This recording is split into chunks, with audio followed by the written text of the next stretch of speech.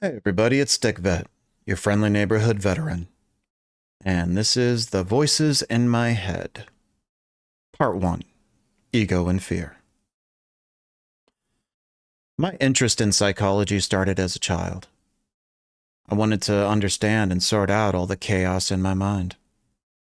Sometimes my brain seemed to be working against me. It was full of crazy thoughts that were angry or desperate, and other times my mind would be my only ally, finding my way through difficulty and confusing times.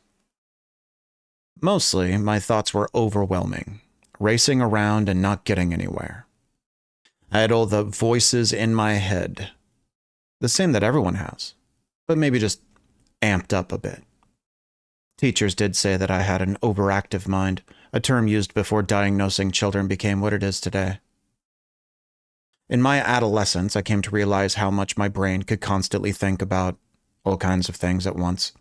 I learned about the depths of my imagination that didn't really fade like it did with my peers, but also the extra effort I needed to process the problems my education was presenting. But learning things in school never translated to skills that gave me more control of my mind. I assumed that psychology would discuss the voices in my head, but it did not. Psychology professors do not respond well to questions about the mind's internal dialogues as if it's taboo. So the realm that studies thought refuses to study any aspect of the mind that cannot be mechanically measured. It took me decades of learning before I could find answers about what seemed like the most basic level of understanding of my own mind. So let me tell you what I've learned about these voices in our head. The first thing I wanted to know was which voice was me. But it isn't so simple. The brain informs you of dangers and gives you interpretations of how life events relate to you. And then there is you, the one your brain is informing. You have conscious thought, which is a voice that requires effort and focus, differentiating it from the brain's automatic voices. So conscious thought is just when I'm using my brain. It's like picking up the microphone and speaking, interrupting the constant live broadcast. But it's not obvious when I'm doing that or just listening to my automatic thoughts. So in order to learn which voice is you, first separate the voices that are not you and see what's left. The first voice in our mind we learn about and differentiate from ourselves is fear. Especially in the military, we learn to ignore the voice of fear and run into the danger to fight. The fear doesn't go away. Anyone who acts courageously is doing so while scared, but doing it anyway. Complacency does exist, but that's a disassociation technique, not an elimination of fear. Fear is easier one to understand as it makes sense to have a mental safeguard from danger. And in military training, we learn that fear is essential to listen to, but then put in its place and act courageously instead. There is no courage without fear and vulnerability. Though it's important to know that fear is not just about dangers, but about the unknown. Living courageously is about going outside your comfort zone and challenging yourself to grow in a vulnerable situation daily. The second voice to learn about is ego. At its core, ego is the voice of selfishness, but its function is much more like fear. When on a long run, there is a mental game against ego. At some point, there's a voice convincing you to stop running. Keeping your pace requires you to ignore that voice and continue anyway, focusing on breath or listening to music to drown it out. This is a simple form of ego. Ego is a bit more difficult to understand in its deep complexities.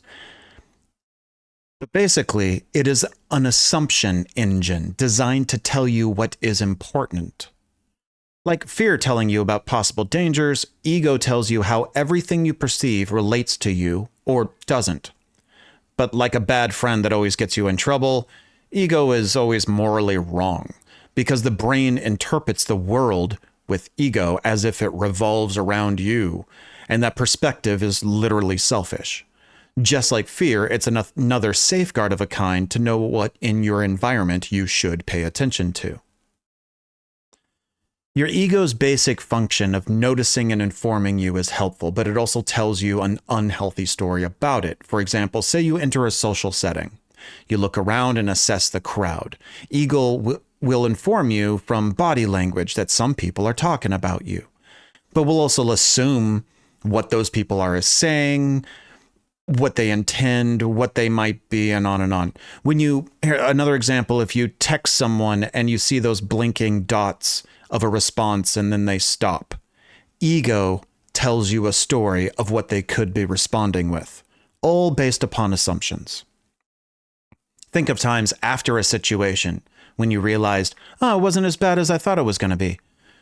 You were anxious because of the story that was playing out in your head. Ego assumes who likes you and who doesn't, but not based upon logic or intuition. Ego are thoughts that compare yourself to others, and it looks for blame to find the source of conflict. It creates judgmental thoughts about people and tells you who to avoid as a defensive mechanism. It's constantly making assumptions, judging people, comparing ourselves to others, describing a you versus the world scenario. And it's all the job of ego. So it's full of unhealthy thoughts, kind of like fear, and it's a normal function of the brain. In the military, it was part of our training to use ego to be an effective warrior. It's not logical, but a good warrior believes they are better than everyone else. Every unit was the best unit. Every company was the best company in the military. Every division was the best, and your job position was the most important. Everyone is told this. When you go to a new unit, evidently you just transferred when the winning unit changed because this new unit is claiming to be the best in the military. Wow. It's just one example of how the military uses ego. And it's maybe unhealthy for humans, but it's effective to get a warrior to kill the enemy. I could do a whole video on how the military culture uses ego to create automatic responses according to our training. So as veterans, we are generally good at separating fear and really bad at separating ego. To counter this, I had a daily mantra. It was like my desktop was just this message: today is a good day for my ego to die. Just like fear, it's not something that I can get rid of. This is a daily exercise of reminding myself that at some point today, I'm going to need to put my ego in its place and humble myself and redirect my selfish nature. Every day I need to let go of something, for my ego has become the rucksack of all I'm holding on to. That's part one of the voices in my head. If you have any questions about ego and fear and my perspective of them, please leave them in the comments. This is StickVet, signing off.